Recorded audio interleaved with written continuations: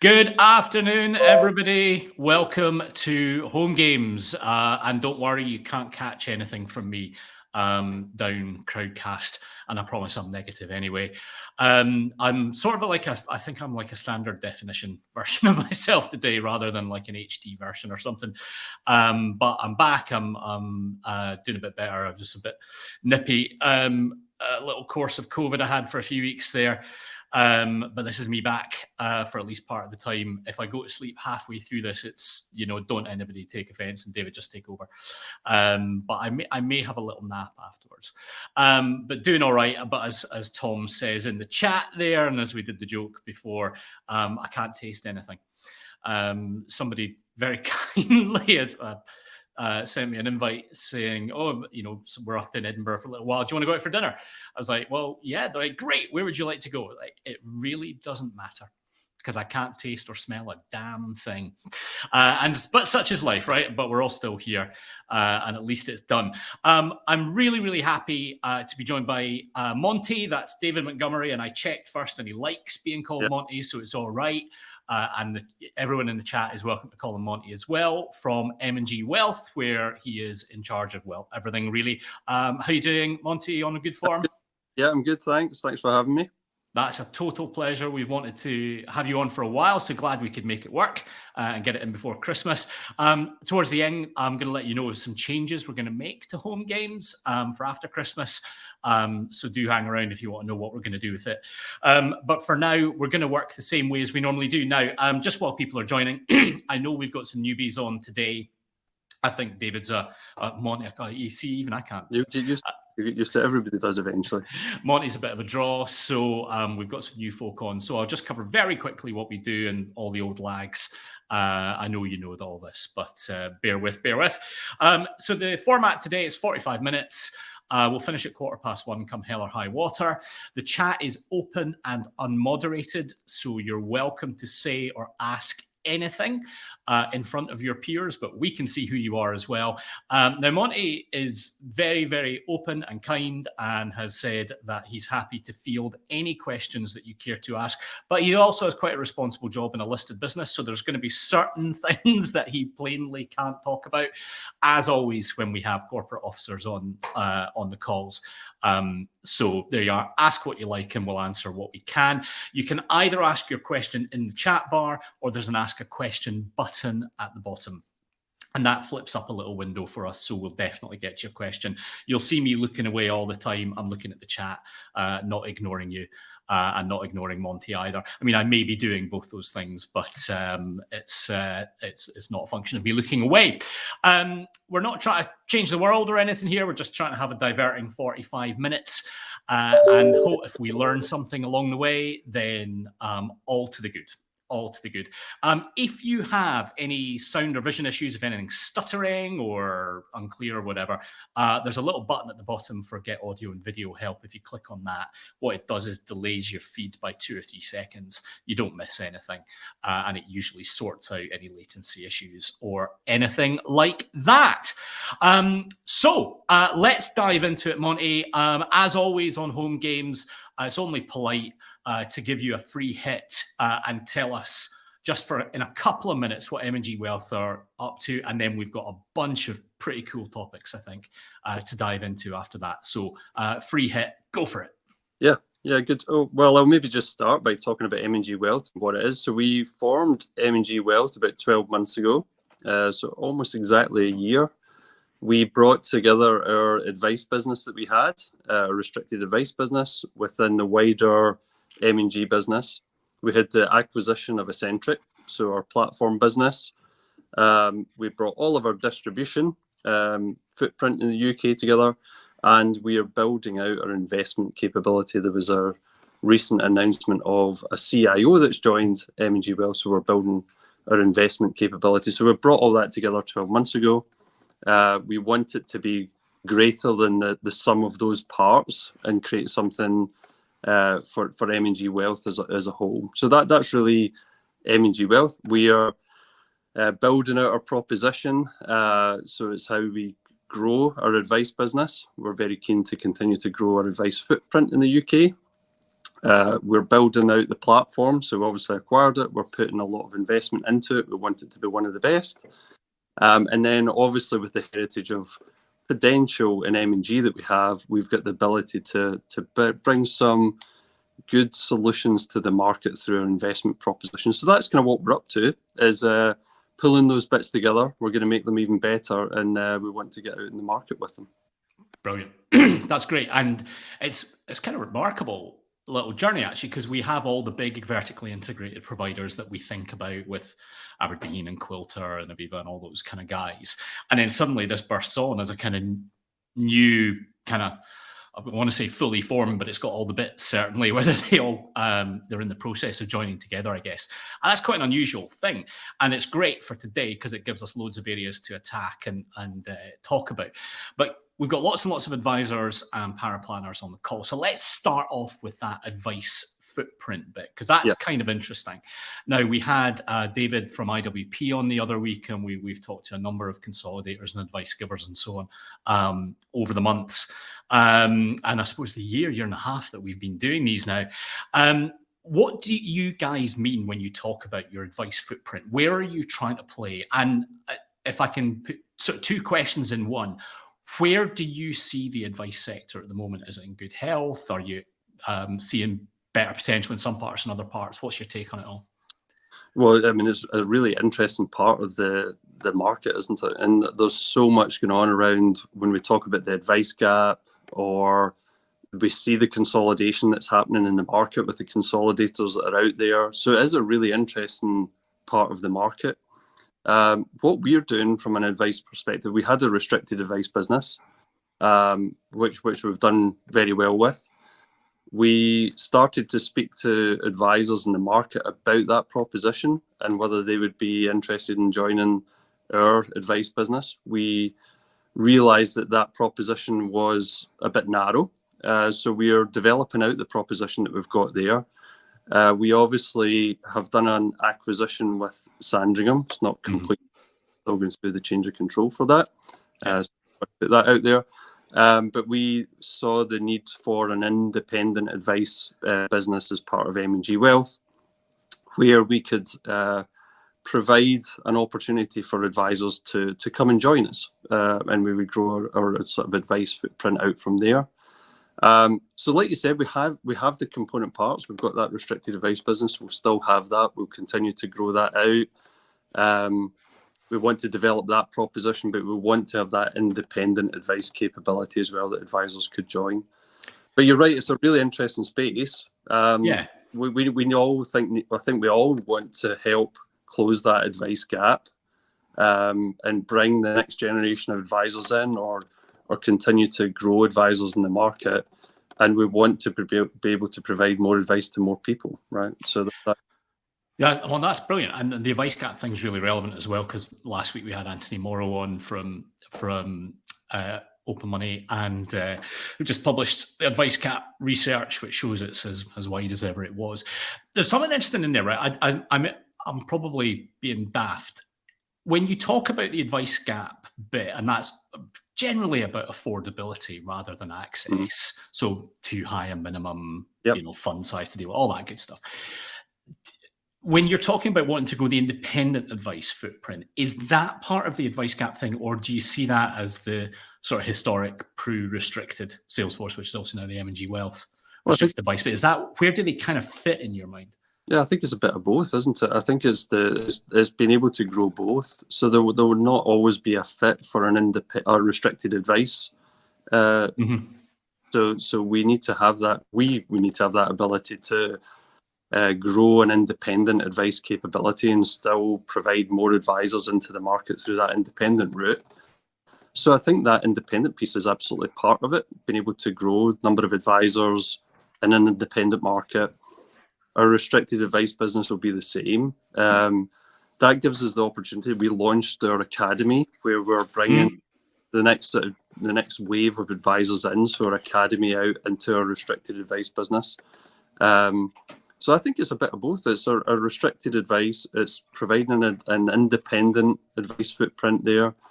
And you hit the nail on the head, right? It's how can we help advisors become more productive and provide more advice to more people? That's why we're looking at our own hybrid advice capability. How can we use technology to make the processes easier for advisors so that they can serve more customers? So do you think, and that's there's tons to unpack in that, right? So I'm trying to get my thoughts straight, and I've still got some kind of COVID-y brain fog going on, I think. But do you think then that independent advice has the capability as a sector then to be more efficient and to start closing some of that advice gap? Because I think most people's minds, you can see where mine's going, my mind's going, right? All over the place. But it's going to less affluent clients or clients with simpler needs. Restricted is probably fine. That extra smack of being able to take in the whole market is less important.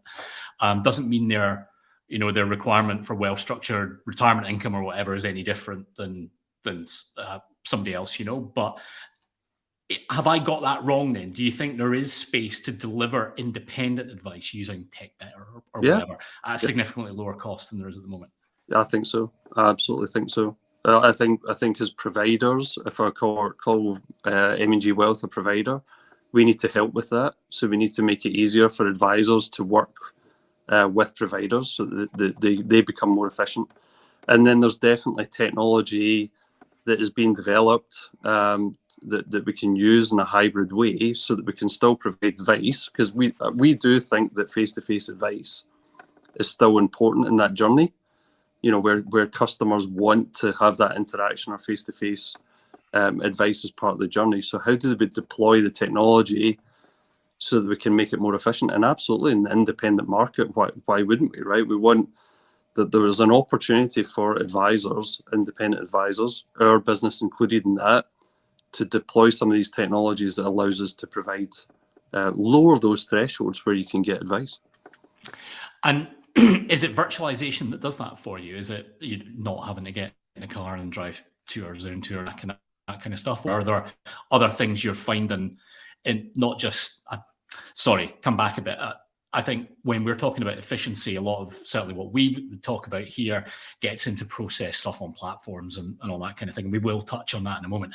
But are you finding, as you bring this business together, are you finding efficiencies in advice giving that are letting you unlock some of those savings? Yeah, that is a lot. In my opinion, that's a lot of what we're doing with the hybrid business. So what? If I can, sorry, I interject. So what do you actually mean by hybrid business? What does that sort of entail if you're a client, let's say? Yeah, so if the sort of hybrid is the sort of bridge between robo advice, where it's just the client doing it themselves and going through a process and making their decisions themselves. The full fat face-to-face, where somebody, like you said, gets in a car, maybe they're doing more video advice, which I think everybody's doing now, right? But they're still providing advice. There's still a person involved in that process. And hybrid is just the bridging of those gaps. It is the kind of trying to digitize the process, trying to make it easier for the client to input information about themselves, serve that up to the advisor, and the advisor can help make the decisions for them, but they still get that face-to-face interaction as part of the process. Face-to-face meaning it could be video, right enough, right? But it's not just about video advice. It's not taking the car out of the equation that they're not driving around the country providing advice. It's trying to make the process easier and using technology and digitization to do that. All right, that's really interesting. We've got quite a few questions actually already, which is not a surprise. But I'm going to stick to the ones at the moment, everyone that's asked, that are to do with this bit, and then there's some producty stuff which we'll come back to a bit later in the call. Mr. James Fitzjournal, asking about your acquisition strategies, and actually this was something I was going to ask you early on before we started heading down this hybrid thing, which is a fascinating space, and I could probably just talk to you about that for 45 minutes. But is asking, is M&G Wealth looking to acquire other large firms like Sandringham? Are you a consolidator now? Is that the game for that part of the market? Are you going to be another Succession, IWP, SJP? So I wouldn't want to. So consolidation or consolidators. So what's interesting from that aspect is we're not a consolidator as in acquire advice businesses and then maybe flip them in a year or 2 years or 3 years, whatever, which we see a lot. I think we see a lot of with private equity in the market, right? Sure. So we're a provider that's in it for the long game. So that's the first thing I would say about it. So I don't think we'd ever class ourselves as a consolidator in that term. But is acquisition of advice businesses part of our strategy to grow our advice footprint? Then yes. What scale those are, I think, is up for debate in terms of what's out in the market. But it's only one part of it. So we're still looking to recruit advisors. We've got our academy that's obviously in play now. We've had our first wave of recruits coming into our academy, and then the acquisition model we're developing out as part of our acquisition with Sandringham is what that model might look like. But yeah, I mean, it has to be part of our strategy to grow our advice footprint. And the intention for Sandringham, if I've read it right, is when you say they're remaining independent, what does independence mean in that framework? Clearly, they're allowed to use platforms that aren't Eccentric or funds that aren't M&G and that kind of stuff. But in terms of their processes, back office, the guts of it, shared services, do they start to integrate into the group in that sense? So, I mean, we acquired Sandringham. We should maybe start with that because they've got a great reputation in the market. They do, absolutely. They've got a great reputation in the Sandringham way that they go about providing advice or providing the framework for advice and partners in the market. So I suppose we don't want to mess around with that too much. That's why we acquired them. So we don't want to break that in any way. There will be opportunities for, I would say, some synergies and back office type stuff that you would get as you join a bigger organisation like M&G. So we're starting to think what those might be. But from an independence point of view, it is they still get the choice of how they manage their centralised investment proposition, what platforms they use, what investment solutions. That is absolutely what independent means, and that will stay with Sandringham. My obvious, from an M&G Wealth perspective, is we're developing We're developing a platform. Sure, we'll come on and talk about that.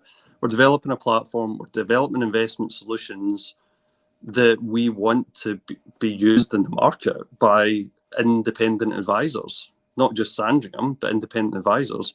So we'll get the opportunity to work with Sandringham building those out, and hopefully those will be great solutions that Sandringham will want to use as well with other independent advisors. And if I know Sandringham at all, and I think I do know them a bit, they're not going to go easy on you either. I should imagine you're actually going to have to build it and build it right. I want to talk just for a moment a little more about restricted advice. And somebody's asked a really good question, and it's one of those tip of the iceberg thingy questions that has a lot underneath it, like icebergs. I don't know, but I'll come on to the question in just a second. I want to just touch on the restricted force because it's I guess one of the oldest kind of financial distribution businesses in the UK. I guess this is what the man from the Prue turned into, right? Yeah. I suppose it did way before my. Well, yes, of course. Yeah. I mean, it is right, and. What's good about that business is we generate sort of leads from our Prue base that are looking for advice, and then we can pass that into our restricted advice business. So it's absolutely it's a great business. We've recently moved it from being employed to self-employed model. So we're creating new advice businesses in the market, if you want to put it that way. And then we can provide a great framework and support for those advice businesses to grow. That's what we see with the academy. So quite a lot of the new joiners that are coming into the academy are effectively sponsored by the advice businesses that we created through our right. So there's a model from that perspective. No, that's great, and I'm a big fan of anybody that does these academy type things, and that includes the Great Satan, it includes SJP, because I'm a beneficiary of one of those things. I was a tied advisor. That's where I started off on the Scottish Widows graduate scheme as it was, which was really a kind of academy type thing for people who can get proper jobs. And here we are, right? Some years later. So it's nice to see people investing in that side of things, and probably a sign of health of the sector. And it's interesting as well, thinking back to that heritage point, it feels to me that we're at a sort of point of evolution where a lot of the things that we were used to, I don't know, in the 90s, early 2000s, pre-RDR certainly, they're kind of coming back. The wheel is coming full circle. It's a modern version of it, minus some of the opacity and some of the kind of less cool stuff that was going on at the time. Maybe, don't know. That's something to talk about. Someone in the chat, people might want to pick up on. But do you feel like that? Listen, I understand you're very, very young, of course, but you might still remember some of those times. Do you get a sense of circularity about where the industry is now? Yeah, maybe to a degree. I mean, I think there's a bit of we as a bigger organisation as M&G trying to get closer to the customer, you know, and doing that through our advice business. I suppose if you say that circular in terms of where it was before, that there's a feeling that needs to happen. How it happens, I think, is you can see a lot of different strategies being deployed in the market. So there is a bit of that. You know, the margins for all the businesses are getting squeezed, and how we react to that is going to shape the market as well. No, it makes sense. So I'll come back to that question I said I was going to mention. And this one is from Steve Hutton. Thank you, Steve. And he asks this very interesting question. What percentage of clients have you modeled that wouldn't be suitable for restricted advice, that needs to have independence? And I'll add my version of that as well, which is there a kind of guided journey or a decision tree somewhere that says, actually, lead A, you need to be restricted, you're dead easy there. You're a tricky one, you need to go over here to these guys. How does that work for you? Yeah, I mean, I think the thing we're trying to do with our restricted advice business is still provide enough of the solutions that will meet the customer's needs or the client's needs, right? So as we sort of start to build out model portfolios that doesn't just have our investment solutions in it, then we will have solutions that we think meet the client's needs. But that's absolutely how the advice process in business has to work, that we're finding the right solutions for the customer. And then we continue to broaden out that proposition to meet the needs of those customers. So I don't have the percentages in terms of how much that fits into, but it's still an advice process that has to work for the customer. And is there a sort of, and you don't say what they are, right? Trade secrets and stuff, but is there a set of objective criteria that you can land on that drives that fork in the road that says, actually, that's for our Sandringham stroke independent business, that's for our PFP or restricted advice business? Yeah. Can you do that? Does it work that way? Well, the other thing is that it's like the point where the leads are being generated from as well. So the life cycle that those customers are in. So whether, you know, it's more, are they in the accumulation phase or decumulation? That would be a fork in the road, wouldn't it? So yeah. A lot of the propositions that we've got in our restricted advice business are focused more on that sort of heading to retirement or in retirement solutions. So there might become greater forks in the road depending where the leads are, of if they're in an accumulation phase, are they going to head one way or the other? And the leads, it depends where we're going to get the leads from, right? So are we going to continue to use the back books that we have, or are we going to try and get the leads from somewhere else? Good to know. Right, that's great. Question from Stuart Dupreez. Thanks, Stuart. About the academy. I think quite a lot of people are pleased to, as I am, to see these things going on. And he asks about what the capacity is for the academy and how many have started going through it already. Good question. I think it is about 30-ish people that have started through the academy. We're doing it in a couple of waves a year, maybe increasing it. It's about 15 people, couple of waves a year, I think. Might try and increase that a little bit. But I think those are roughly the numbers. So if we're taking maybe up to 50 50 people a year.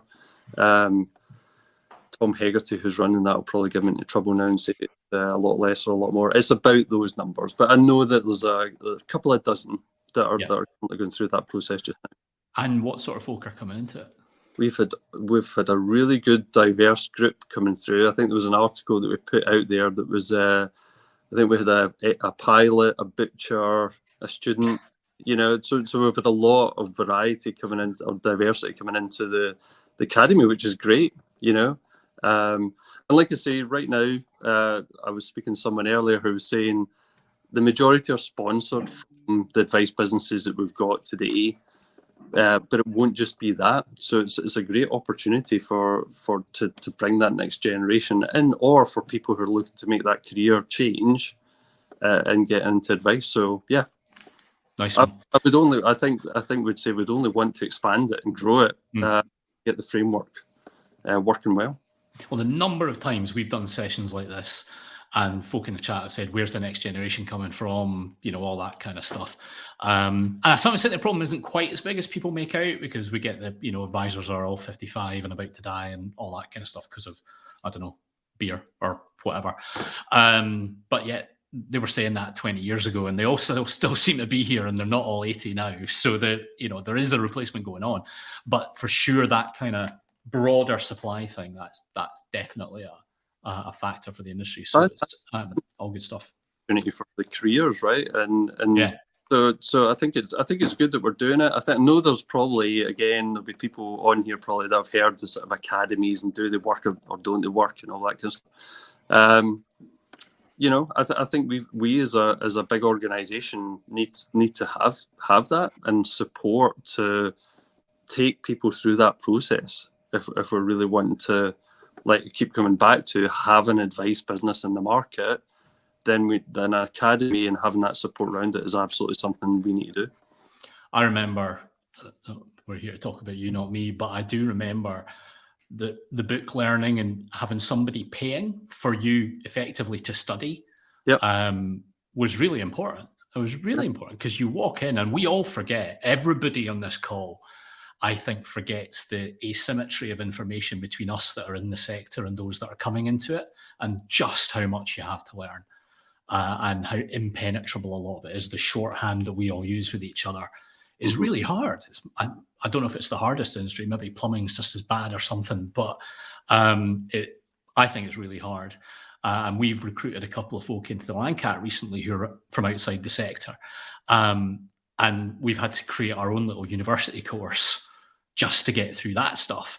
And that's just a tiny little business. So, it's all good stuff. Listen, we've taken loads of time on that, but I'm fascinated by it and I'm glad we could spend time on it.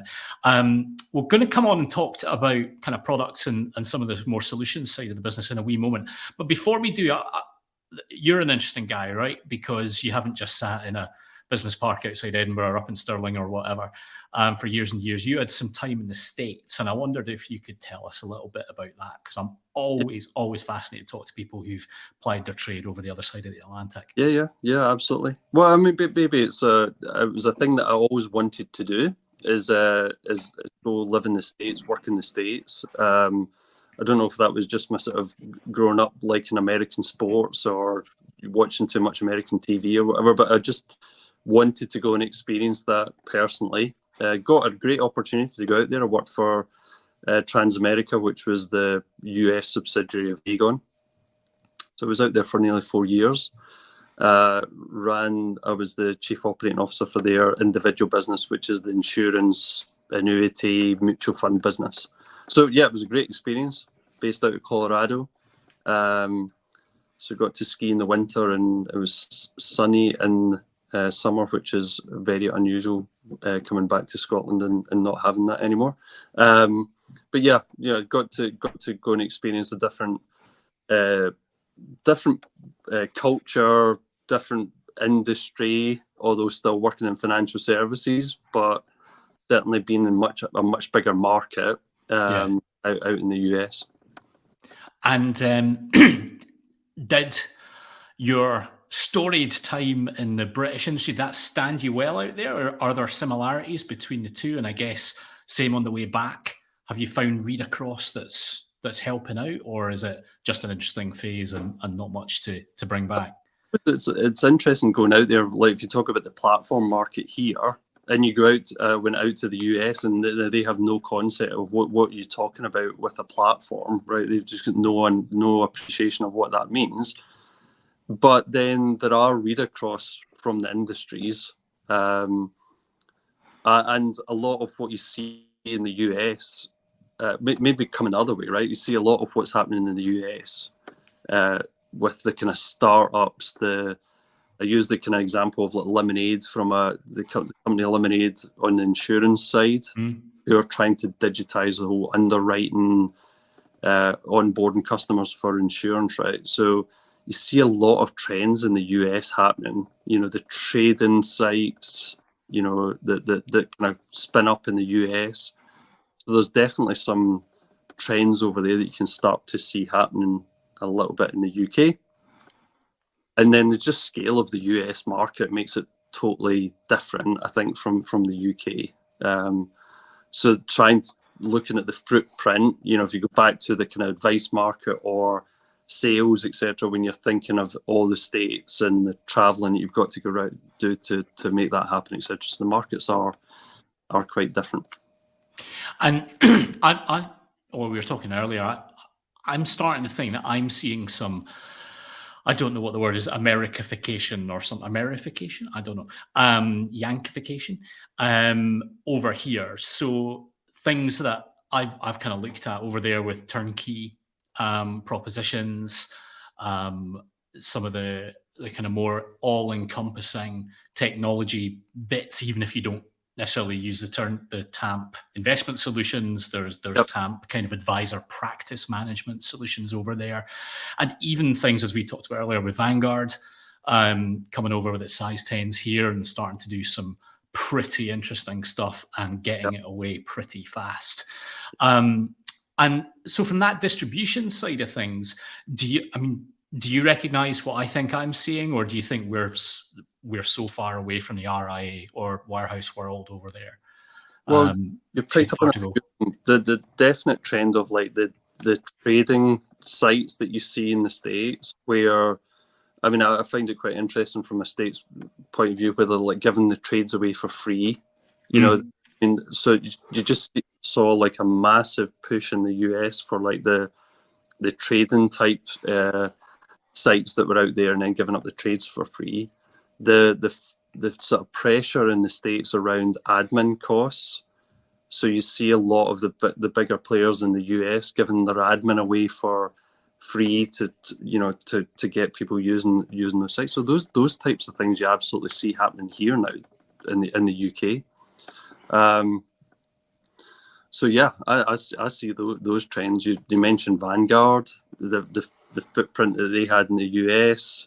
We've talked a bit about hybrid advice. I think it was at the weekend that we're talking about it. So absolutely, the trends that you see over in the US starting to happen in the UK. And do you miss it? Do you miss the States? Yeah, I miss the weather. Absolutely miss the weather. And it's a great, culturally, it's a great place. And you talk about those trends, if you talk about it in a business context, the trends, the kind of being able to go to Silicon Valley and see what they're working on and the trends that are coming out there and then see where they're starting to get deployed is really interesting. So, yeah, it was great fun. You kind of get Iron Brew. And get Iron Brew, yeah. Or haggis. Yeah. No. They've got this thing about using offal, don't they? Anyway, things that we will do that other people won't do. Let's get into some of that solution stuff. So we'll start off with an absolute obvious question for people to ask, and Ian Chambers has asked it, and thank you, Ian. Let's start you off. We can't have you on and not talk about PruFund. So we had it trailed that there might be some action with PruFund coming onto platforms. So let's start there. Where are we with PruFund and maybe that popping up on Eccentric or some version of it? Yeah, absolutely. So PruFund is going to be on our platform. We're working on it just now. Our platform business that we acquired with Eccentric from Royal London, we just have a lot of work to do. A lot of the sort of first part of that has been separating really, I suppose, boring stuff maybe for this audience, everyone's been working very hard on it in our organisation, but we needed to separate the platform technology and infrastructure from Royal London. So we've been spending a lot of time doing that at the same time as trying to improve the platform itself.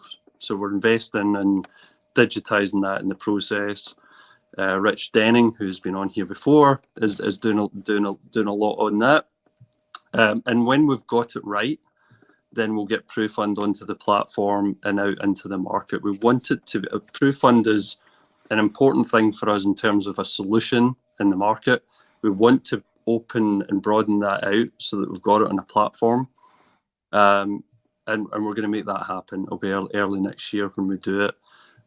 So yeah, we're making good progress with it. We just want it to be right, and we want it to be on the platform when the platform's right. So that, it's kind of interesting. So, I mean, as you know, I spend a lot of time banging on about platforms and all the rest of it. And in that, and because we all spend so much time talking about that, the off-platform world kind of gets ignored a little bit sometimes.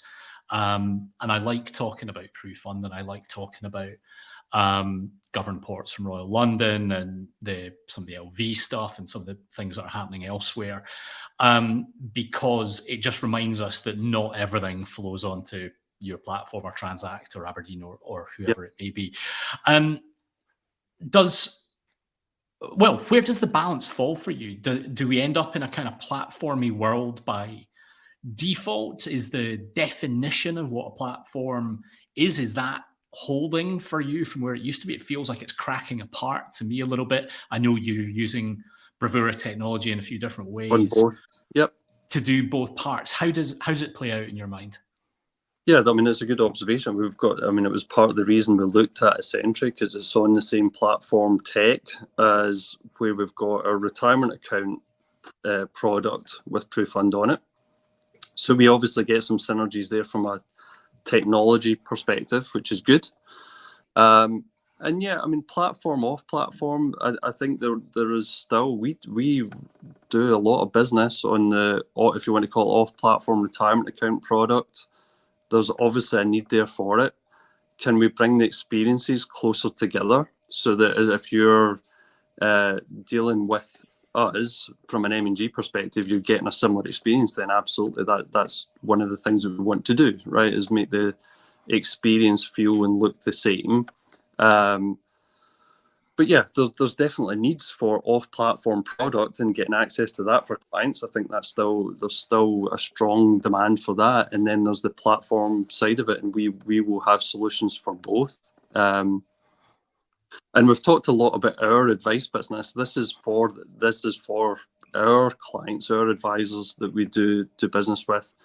In an off-platform sense, we've had that part of the market and good proposition there from a product and solutions. We bought the platform to be able to provide access to it for that part of the market, or for clients that want to use a platform or need a platform. One of the things that, I mean, I think it's easy to forget is just what a machine PruFund is actually. And sometimes with analysts or whatever, I have fun showing them, inflows into the platform market and then inflows into PruFund, and it's, sometimes not dissimilar in some quarters. Yeah. There was a really interesting dynamic happened during the pandemic where I think PruFund's AUA stayed very stable, but the new business was really profoundly affected during that time. So I guess two questions out the back of that. One is it coming back round? And second of all, is that a sign of that kind of it being used by people who really, really, really did major on the face-to-face part of it? And are we coming away from that now? I think there was probably a number of reasons that all happened at the same time. If I was being honest, so we obviously had the loss of the face-to-face. Are very much a relationship business there. We lost that face-to-face contact through the pandemic. We saw the price and adjustments on PruFund as we went through the volatility in the market. So we had some downwards adjustments there, which have now come back. Actually, in terms of a performance perspective, it's doing really well. But there was maybe just a period there where, in a smoothing sense, it doesn't come back as quick as the market, and we've maybe sort of forgot a little bit about how PruFund works. And then we've had some service issues that have been sort of well talked about and documented through that period of time. So I think it's a number of things that happened from a sales perspective. You're talking about sales coming down. We see that coming back. Then obviously coming out of lockdown, getting out to see people face to face. We've seen PruFund performance coming back, and we're getting on top of our service issues. So we've made some great progress in the last few months on some of those service issues. So I'm hoping that the sales come back. And now in a macro sense, if we go back to the platform side, the platform numbers, there's definitely a shift into the platform markets. We see that with the numbers. So that's why we're looking to get PruFund onto the platform, so that we give access to PruFund in a platform sense. Yeah. So that will absolutely help as well.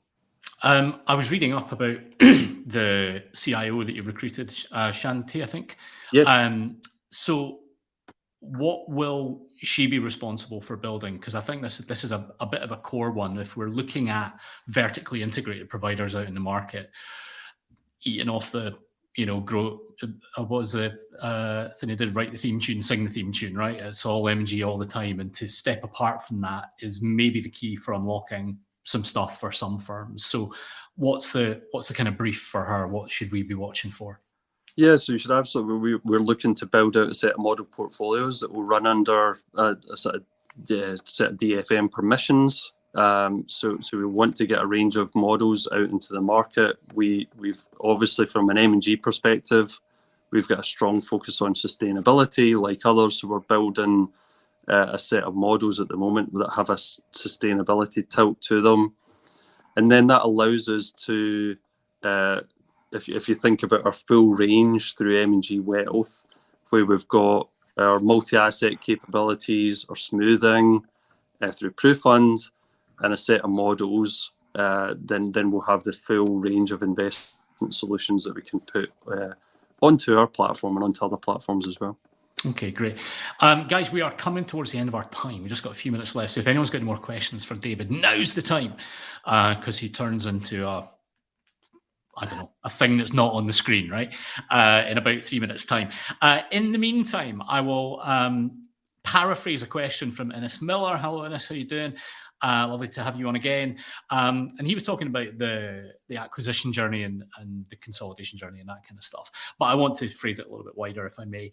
And he asked, to enable your plan to be sustainable, what are the top 3 things you have to get right? And I guess what I'd like to turn that into is for you to challenge the very, very well-established vertically integrated providers out there. What would you say is top of your hit list to absolutely nail? What's the biggest gaps that you think you need to close? That's a difficult question to end on. So thanks for that. It's been very easy so far. I mean, it's a very difficult question. I can't make a simple answer to, but there's a big part of it is, we talk about making it really easy to do business with us. And I do think that's important. So how we, from all the component parts of M&G Wealth, right? So this isn't just about our advice business. Provide integrations that makes it easier for advisors to work with us the way they want to work with us. So it's not just about vertical integration as in our advice business to our platform, to our investment solutions. It's actually how independent advisors can use our platform and use it in an easy way. Mm-hmm. How do we get our investment solutions so that it meets the needs of advisors and clients, and it makes it easier for them to use those investment solutions? That's what it's all about for me, and that's what we are focused on M&G Wealth about. It's not just adding up the 1, 2, 3 that we've got. It's how we make it easy to do it, the piece for everyone, and that is genuinely what we're focused on as a team.